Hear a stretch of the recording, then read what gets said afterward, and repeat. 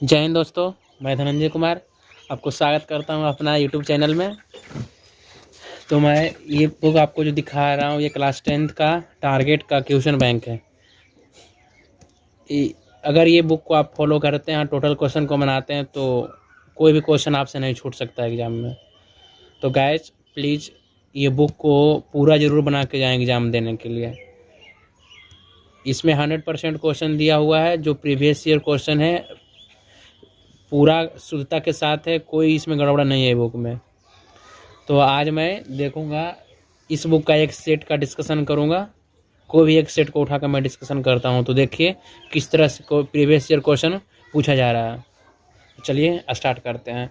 अगर ये वीडियो अच्छा लगेगा तो लाइक ज़रूर कीजिएगा, दोस्तों के पास शेयर कीजिएगा, ताकि मैं उससे मोटिवेट होकर नेक्स्ट वीडियो बना सकूँ। तो आज मैं 2011 का एक सेट है जो पूछा हुआ है। 2011 में पूछा था क्लास 10th में। 2011 ए है सेट का नाम। मैं इसका डिस्कशन करूंगा आप लोग के सामने। ये आंसर का टिक लगा हुआ है, इससे ये नहीं समझेगा कि आंसर बताकर ABC करके छोड़ देंगे। मैं पूरा डिस्कशन करूंगा, आपको बनाना सिखाऊंगा। अगर एक मैथ आप बनाइएगा ना तो उस तरह से कोई अलग मैथ रहेगा ना तो आप बना सकिएगा। इसलिए आप देखिए पूरा सोल्यूशन के साथ इस वीडियो में होगा। तो मैं शुरू करता हूँ। फर्स्ट क्वेश्चन देखिए। फर्स्ट क्वेश्चन कह रहा है निम्न में से कौन परिमेय संख्या है। निम्न में से कौन परिमेय संख्या है। तो देखिए परिमेय संख्या के बारे में पढ़े होंगे। परिमेय संख्या के बारे में क्या पढ़े हैं? वैसी संख्या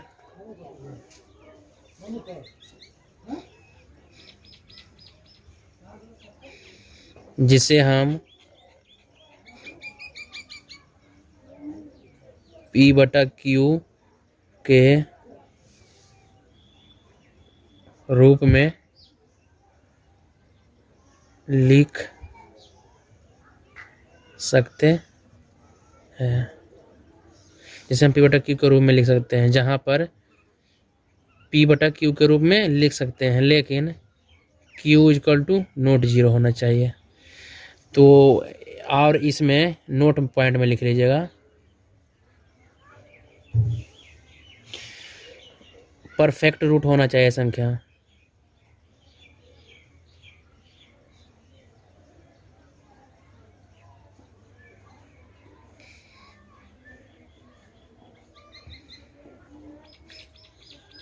इसका मतलब ये हुआ 4 का रूट निकाल सकते हैं, 16 का रूट निकाल सकते हैं, 25 का रूट निकाल सकते हैं। ये नहीं कि √3 रहेगा। तो √3 अगर आ गया, √5 अगर आ गया तो ये अपरिमेय संख्या होगा। लेकिन अगर √4 है तो ये परिमेय संख्या होगा। √16 है तो ये परिमेय संख्या होगा। अगर हम किसी परिमेय संख्या के साथ 2 एक परिमेय संख्या है, इसके साथ अगर हम कोई एक अपरिमेय संख्या को जोड़ देते हैं तो ये टोटल अपरिमेय संख्या हो जाएगा। अगर हम कोई एक परिमेय संख्या लेते हैं उसके साथ हम एक अपरिमेय संख्या गुना भी करते हैं, सेम अपरिमेय संख्या से डिवाइड भी कर देते हैं, तो ये कैंसिल हो जाएगा, ये परिमेय संख्या ही रह जाएगा। तो अगर हम सेम संख्या से मल्टीप्लाई और डिवाइड दोनों करते हैं तो ये परिमेय संख्या रह जाएगा। लेकिन अगर परिमेय संख्या को अपरिमेय संख्या से जोड़ देंगे या घटा देंगे या गुना कर देंगे सिर्फ, तो अपरिमेय संख्या हो जाएगा। तो पहला ये तो थोड़ा सा जानकारी दे दिए आपको कि कैसे होता है, कैसे हम पता लगाते हैं कि ये परिमेय संख्या या परिमेय संख्या। तो वैसा परफेक्ट नंबर जिसका हम रूट निकाल सकते हैं, इसका परफेक्ट स्क्वायर रूट निकाल सकते हैं, वो परिमेय संख्या हो गया। लेकिन रूट के अंदर वैसी संख्या जिसका हम वर्गमूल नहीं निकाल सकते हैं, वो परिमेय संख्या हो गया। तो देखिए फर्स्ट क्वेश्चन, निम्न में से कौन परिमेय संख्या है। तो यहाँ पे देखिए बताए थे 2√3 अपॉन √3 से डिवाइड भी कर लें तो मतलब ये कैंसिल हो गया। तो ये यहाँ पे 2 खाली बचा है, 2 एक परिमेय संख्या। उसी तरह से देखिए बी ऑप्शन देखिए, ए में तो √3 है, बी में 4 + √5 है, अस्सी में बी में 2√2/√2 है। तो ये √2 को कैंसिल कर देंगे तो देखिए 2 बचेगा। तो 2 एक परिमेय संख्या है, तो इसलिए इसका ऑप्शन आंसर बी सही हो जाएगा। उसके बाद देखिए सेकंड क्वेश्चन क्या कह रहा है। किसी धनात्मक पूर्णांक a तथा b के लिए a, b का मास a, b का लसा निम्न में से किसके बराबर होता है। तो इसमें बताना नहीं है, ये तो जानते हैं कि मासा गुना लसा होता है। a, a गुना b हो जाएगा। तो सेकंड का आंसर सी a गुना बी कर देंगे, दोनों संख्याओं का मल्टीपल कर देंगे तो लसक गुना मसक के बराबर हो जाएगा। से थर्ड क्वेश्चन क्या है, घात एक वाला बहुपद कहलाता है। घात एक वाला बहुपद क्या कहलाता है? घात एक वाला बहुपद क्या कहलाता है? तो घात एक वाले बहुपद को रैखिक बहुपद कहते हैं, दो घात वाले बहुपद को द्विघात कहते हैं, त्रिघात वाले बहुपद को त्रिघात कहते हैं। देखिए नेक्स्ट क्वेश्चन में उसका यूज भी है। तो घात एक वाला बहुपद को क्या कहते हैं? रैखिक बहुपद कहते हैं। त्रिघात बहुपद का सबसे व्यापक रूप क्या है? तो देखिए चौथा क्वेश्चन देखिए, त्रिघात बहुपद का सबसे व्यापक रूप क्या है? तो इसको हम ax² प्लस bx प्लस सी लिखेंगे तो ये द्विघात हो गया, द्विघात, क्योंकि यहाँ पे पावर में 2 है, ax² है, फिर b और x है, और लास्ट में c को जोड़ दिया गया है तो स्क्वायर रहेगा, यहाँ पे पावर 2 रहेगा, मैक्सिमम पावर जितना रहता है ना उसको वैसा घात बोलते हैं, मतलब द्विघात हो गया ये। और देखिए त्रिघात वाला में देखिए क्या जो क्वेश्चन कर रहा है त्रिघात वाला में, तो ax³ पावर 3 हो गया, फिर पावर 2 हो गया, फिर पावर 1 हो गया, फिर डी हो गया। देखिए 3 2 1 और बाद कांस्टेंट, तो ये त्रिघात हो गया, ये त्रिघात। अगर ऐसा रहता ना ax³ प्लस cx रहता प्लस डी रहता तो ये गलत हो जाता। नंबर रहना चाहिए फॉलो करते हुए, पहले 3 तो पावर 2 फिर पावर 1 फिर पावर कांस्टेंट नंबर, मतलब देखिए पावर 2 पावर 1 तब कांस्टेंट नंबर, तो ये द्विघात हो गया, ये त्रिघात हो गया। तो ये त्रिघात बहुपद का सबसे व्यापक रूप ये हो गया, तो इसका आंसर सी हो जाएगा, ax³ plus bx² plus cx plus D. और रैखिक बहुपद का देखिए व्यापक रूप हो जाएगा bx प्लस सी, ये हो जाएगा रैखिक का, मतलब बस खाली एक पावर 1 x का प्लस सी कांस्टेंट नंबर है। फिर 5वां नंबर क्वेश्चन आइए, 5वां नंबर क्वेश्चन में क्या कर रहा है, यदि साइन a बराबर 3/4 तो कॉस a का मान ज्ञात कीजिए। यदि साइन a बराबर 3/4 तो कॉस a का मान ज्ञात करना है। देखिए साइन a बराबर दिया हुआ है क्वेश्चन, साइन a बराबर दिया हुआ है 3/4 दिया हुआ है ना, यहाँ पे बनाते हैं, ये क्वेश्चन है। देखिए साइन a बराबर 3/4 तो कॉस a का मान ज्ञात कीजिए। साइन a बराबर 3/4, तो देखिए साइन थीटा बराबर क्या होता है, लंब बटा कर्ण होता है, साइन बटा लंब बटा कर्ण होता है। तो एक ट्रायंगल बना लीजिए पहले आप, ए बी सी, अगर एक एंगल निकालना है तो इसके लिए लंब ये हो गया, ये लंब हो गया, लंब कितना दिया हुआ है 3, और ये 90 हो गया, तो ये आधा कर्ण हो गया ये 4, तो ये भी निकालना है सबसे पहले, तो पाइथागोरस का यूज करके निकाल लीजिए, पाइथागोरस पर में से, ये तो ऑब्जेक्टिव है ना तो यहाँ पे तो डायरेक्ट निकालिए ना, ए बी बराबर ए बी स्क्वायर बराबर ए सी के स्क्वायर माइनस बी सी के स्क्वायर, तो ये भी स्क्वायर बराबर 4 का स्क्वायर कितना हो गया 16, माइनस 3 का स्क्वायर कितना हो गया 9, ए बी बराबर क्या हो गया √7, तो √7 हो गया ये भी। अब क्वेश्चन में आगे देखिए क्या कह रहा है, क्वेश्चन में कह रहा है, कहाँ गया, हाँ, तो कॉस ए का मान निकालना है। तो कॉस थीटा बराबर क्या होता है, कॉस थीटा बराबर होता है आधार और बटा कर्ण होता है ना, आधार बटा कर्ण, तो इसमें आधार कितना है √7 है आधार, तो √7 हो गया, और कर्ण कितना है 4 है, तो √7/4 हो गया। कितना क्वेश्चन बन गया 5 क्वेश्चन बन गया। और छठा क्वेश्चन देखिए, √7 देखिए आंसर आ गया √7/4। छठा क्वेश्चन, tan a बराबर क्या होता है, तो एक फार्मूला है यहाँ पे देखिए, tan a को लिख सकते हैं cot 90 माइनस a, फिर हम sin a को लिख सकते हैं cos 90 माइनस a, फिर cos a को लिख सकते हैं sin 90 -a, ये सब एक्स्ट्रा हम बता रहे हैं। उसी तरह से हम जितना भी रहेगा ना उसको हम उल्टा साइन का कॉस, कॉस का साइन, टेन का कॉट, कॉट का टेन, सेक का कॉसेक, कॉसेक का सेक करके हम निकाल सकते हैं। तो क्वेश्चन में ये टेन ए को हम क्या लिख सकते हैं, तो कॉट 90 माइनस थीटा लिख सकते हैं। क्या लिख सकते हैं, कॉट 90 माइनस थीटा। देखिए टेन ए बराबर होता है क्या, तो cot 90 minus theta, option A सही हो जाएगा। किसी बिंदु की एक्स अक्ष से दूरी उस बिंदु का क्या कहलाती है, किसी बिंदु से एक्स अक्ष से दूरी उस बिंदु का भुज कहलाती है। इसको ऐसा याद कर लीजिएगा, पहले एक्स आता है फिर वाई आता है, तो इधर लिखिएगा भुज, फिर लिखिएगा कोटि। अल्फ़ाबेट में पहले एक्स आता है ना, फिर वाई आता है, तो याद रखिएगा कि एक्स पहले आता है तो एक्स के लिए भुज आता है, तो वाई के लिए अपने कोटि हो जाएगा। पहले एक्स आता है अल्फ़ाबेट में तो एक्स के लिए भुज, तो वाई के लिए कोटि। तो मतलब एक्स अक्ष से उस बिंदु क्या का दूरी क्या कहलाती है, भुज कहलाती है। क्या होगा, भुज।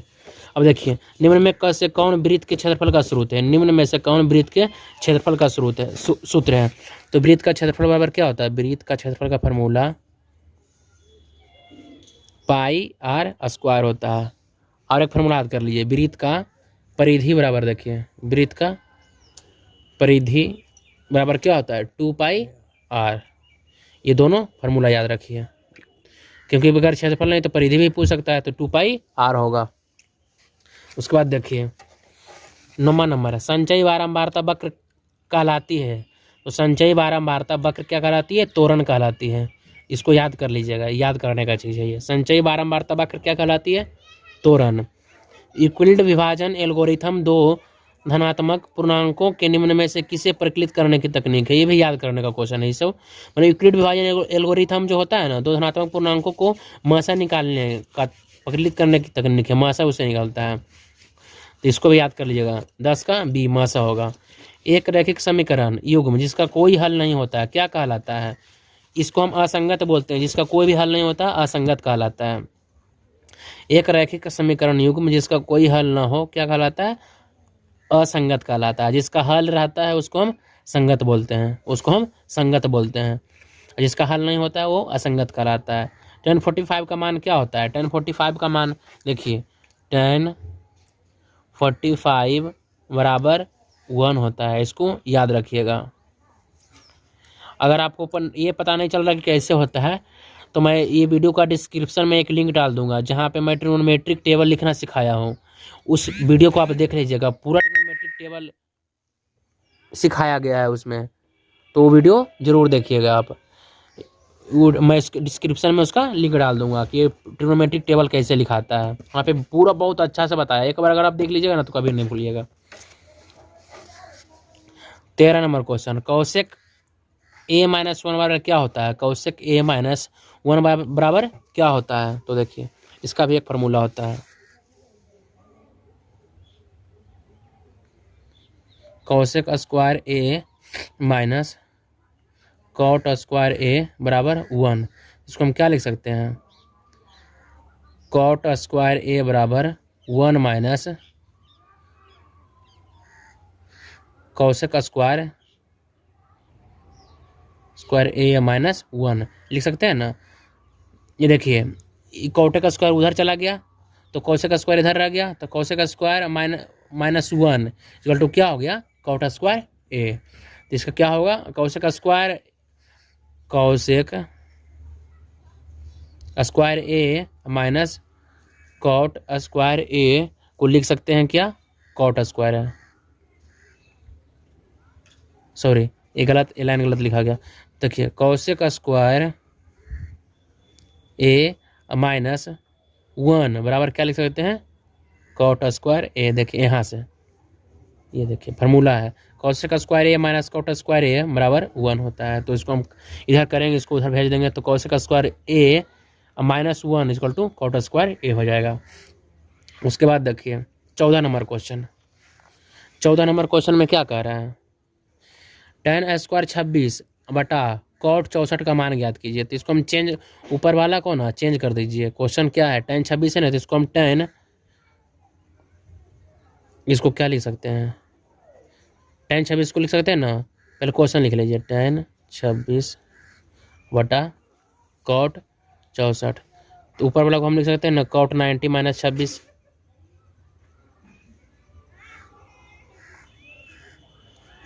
और नीचे में क्या लिख सकते हैं, cot 64। तो ऊपर में भी क्या हो जाएगा घट के cot 64, और बटा नीचे में भी cot 64, तो दोनों कैंसिल होकर क्या आ जाएगा, 1 आ जाएगा।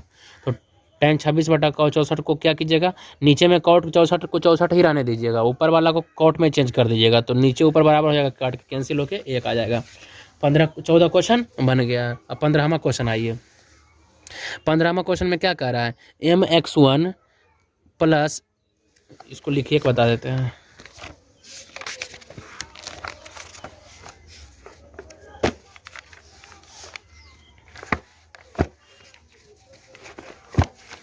देखिए 15 नंबर क्वेश्चन में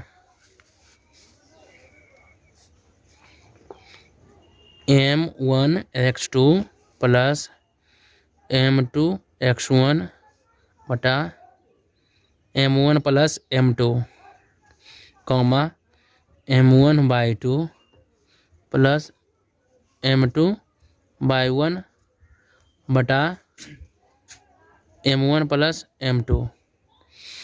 ये देखिए ये दोनों क्या है, इस फार्मूला को क्या कहते हैं, ये फार्मूला का नाम है अंतः विभाजन सूत्र। अंतः विभाजन, ये फार्मूला का क्या नाम है, अंतः विभाजन सूत्र। देखिए इसको लिखने का ट्रिक बता रहा हूँ। जब m1 रहेगा ना तो x के साथ 2 रहेगा, जब m के साथ 2 रहेगा तो x के साथ 1 रहेगा। उसी तरह से m के साथ जब 1 रहेगा तो y के साथ 2 रहेगा, और जब m के साथ 2 रहेगा तो y के साथ 1 रहेगा। नीचे में दोनों में कॉमन रहेगा, m1 प्लस m2 रहेगा। खाली नीचे में क्या लिखेगा, m1 जोड़े m2 लिख दीजिएगा, ऊपर में जब 1 लिखिएगा तो x के साथ 2 लिखिएगा, और फिर m में 2 लिखिएगा तो x में 1 लिखिएगा। ये खाली ध्यान रखिएगा। ये क्या है, ये फार्मूला को अंतः विभाजन सूत्र बोलते हैं। अब 16 नंबर क्वेश्चन देखिए। अंतः विभाजन बिंदु P x, y1 और Q x2, y2 के बीच की दूरी क्या होता है, इसका एक फार्मूला होता है, इसको याद कर लीजिएगा। x2 माइनस x1 का होल स्क्वायर जोड़ y2 माइनस y1 का होल स्क्वायर का स्क्वायर रूट।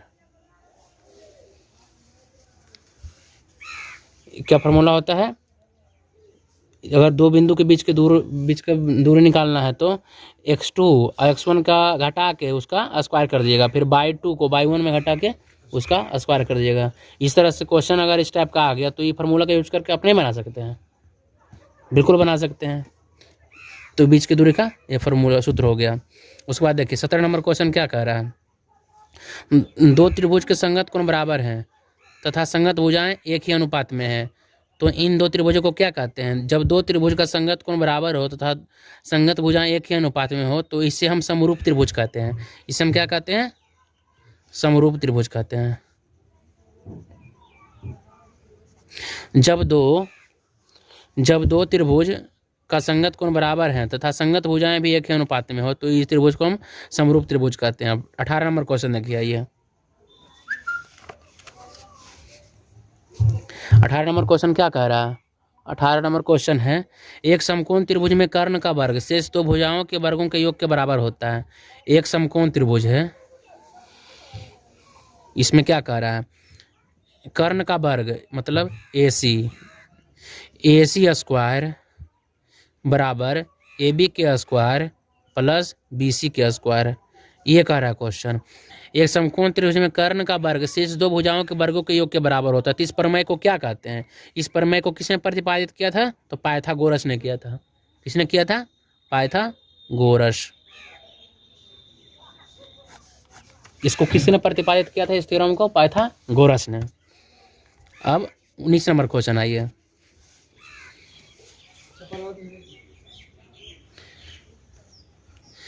थ्री 3.5 सेंटीमीटर त्रिज्या वाले अर्धगोले का वक्र पृष्ठ का क्षेत्रफल ज्ञात कीजिए। तो अर्धगोले का वक्र पृष्ठ का क्षेत्रफल का फॉर्मूला क्या होता है, 2πr स्क्वायर होता है। क्या होता है, 2πr स्क्वायर। अर्धगोले के वक्र पृष्ठ का क्षेत्रफल, अर्धगोला के वक्र पृष्ठ का क्षेत्रफल बराबर क्या होता है, 2πr स्क्वायर। तो 2 पाई की जगह पर 22/4 7 अगुना आर स्क्वायर की जगह पर क्या लिख सकते हैं 3.5 इंटू 3.5, तो 7 से काट दीजिए 0.5 आ गया, 0.5 आ गया। उसके बाद देखिए इसको गुना कर दिए भाई 5 72 से, तो 2 अगुना एगो 0 कट जाएगा यहाँ पे, तो 11 अगुना 3.5 हो जाएगा। उसके बाद देखिए 35 दूना 70, तो ये हो गया 0 अगुना 11, तो यहाँ पे एगो दशमलव है क्योंकि 70 हो जाएगा, फिर 11 7 77 इसका सेंटीमीटर स्क्वायर हो जाएगा। इसको गुना कीजिएगा तो आ जाएगा। उसके बाद 21 नंबर क्वेश्चन देखिए क्या कह रहा है। 20 नंबर क्वेश्चन, किसी प्रयोग की सभी घटनाएं प्रारंभिक घटनाओं की प्रयोक्ताओं का योग कितना होता है। किसी प्रयोग की सभी, तो प्रोबेबिलिटी में मैक्सिमम उसकी प्रयोक्ताओं की घटनाओं का योग 1 होता है, तो किसी भी प्रयोग की सभी प्रारंभिक घटनाओं की प्रयोक्ताओं का योग कितना होता है, तो इसका आंसर 1 होगा। तो 20 का 1, 20 का आंसर 1। किसी भी प्रयोग की प्रारंभिक घटनाओं की प्रयोक्ताओं का योग 1 होता है। तो आज मैं 2011 का जो ए में पूछा गया था जितना भी ऑब्जेक्टिव है उसका डिस्कशन कर दिया हूँ। आशा करता हूँ कि आपको बहुत अच्छा समझ में आ गया होगा। अगर इस तरह से आप चाहते हैं कि 2021 तक का जितना भी सेट है सबका मैं सॉल्यूशन दूँ, तो ये वीडियो को जरूर लाइक कीजिएगा, शेयर कीजिएगा और मेरे चैनल को सब्सक्राइब कीजिएगा। तो धन्यवाद, थैंक यू।